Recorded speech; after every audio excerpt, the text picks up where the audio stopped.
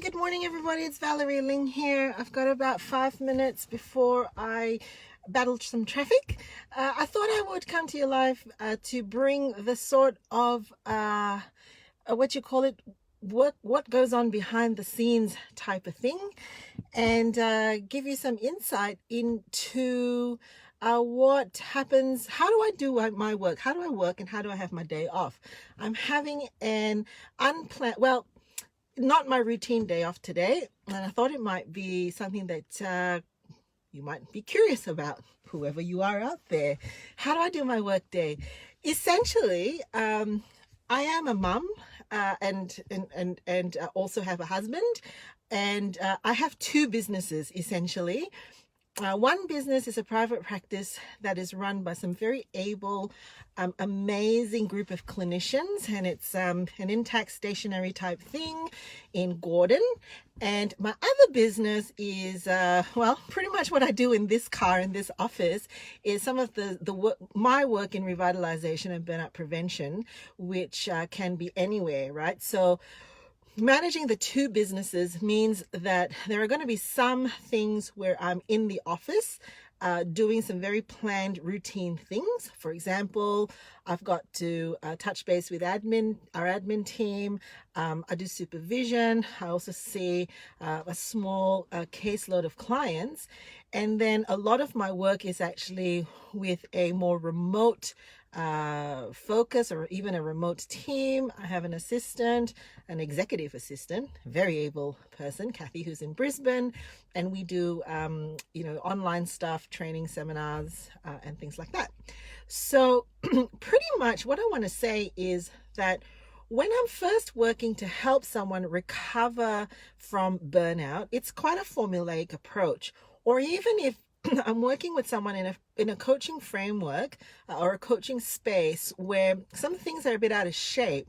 Basically, it's formulaic because you want to build patterns and habits, and you actually want to experiment to see what works and what doesn't work.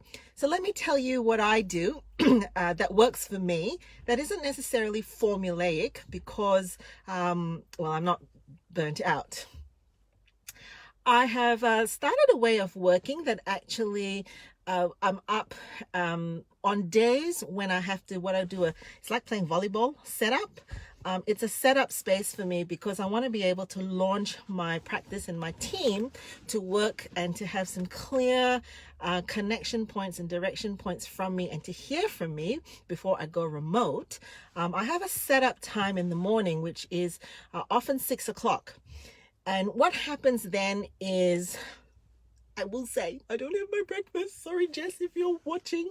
I'm most alert and most keen at that point in time. And I tell you why I don't have my breakfast, but I will pretty much have not my full devotion time, but a little checkpoint, make myself a cup of coffee, and then I sit and I do my first lot of setups for the day or for the week.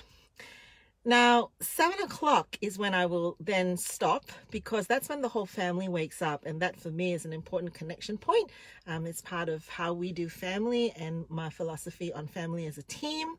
7 o'clock is one of our touch points as a family, and we'll have breakfast and etc., etc., etc. I'm in the role of being mom by that point. Now, 8 o'clock is when the family launches, not me. The family launches, everybody goes to school, everybody goes to work. And at that point, that for me is a psychological reset. So I usually by about 8 o'clock, just go around the house and reset the space, ready for me to feel like I can work. And that's when I'll have my breakfast, have my devotions, and then launch into my next piece, which is clearing email. So I check email at 2 points. 9 o'clock after launch, and then when my kids do homework, which is at 5 o'clock. So that pretty much is how I set up my day. And then the rest of the working day for me, it finishes at 3 o'clock for when my kids come back. And I work a 4-day week in that pattern. I usually take 1 day off. Typically, my day off is a Friday. And that tends to coincide with my husband's day off. He has alternate days off. One of them is Friday. Now, on a week like this week, where we've got a lot of things on in the weekend, and it's like it was topped and tail jam packed. We had a full weekend this weekend gone, and then we've got another full weekend coming up. I had to make some intentional plans to when I would have my day off, and so today unusually is the day off. And what am I doing today?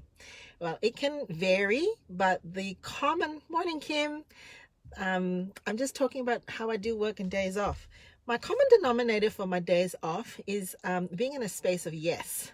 So that's because my temperament, I can analyze and think and create and be in workspace and drive myself to the ground. And so on my days off, I actually need to get in touch with a more fun, creative space for me. The other thing that I'm not, that I can drive myself to the ground to as well is only having relationships that are work-based. And so the other thing I need to do on my day off is to connect with people who aren't part of my work. Exercise has been a bit difficult for me in this last quarter. So here's what I've been doing lately on my days off, and which is an example of today. I'm actually going to combine relationships with exercise today. I'm going for an exercise class in a place that is actually 45 minutes away from my home, because I would like to connect with some people whom I haven't seen in a while. So I'll be doing exercise, and then I'm going to meet up with a friend. And then after that, I'm actually going to have lunch with my mentor. So once that's done, I have a little bit of yes time, which means that before I go home to seal up my work day, I'll just basically listen into my intuition and see where I go. I could go for a walk, I could go to a shop, or I could look at some music or whatever. So that's what I'll be doing. It's time for me to go and have a day off, and I hope you'll have a great day too. Okay, bye.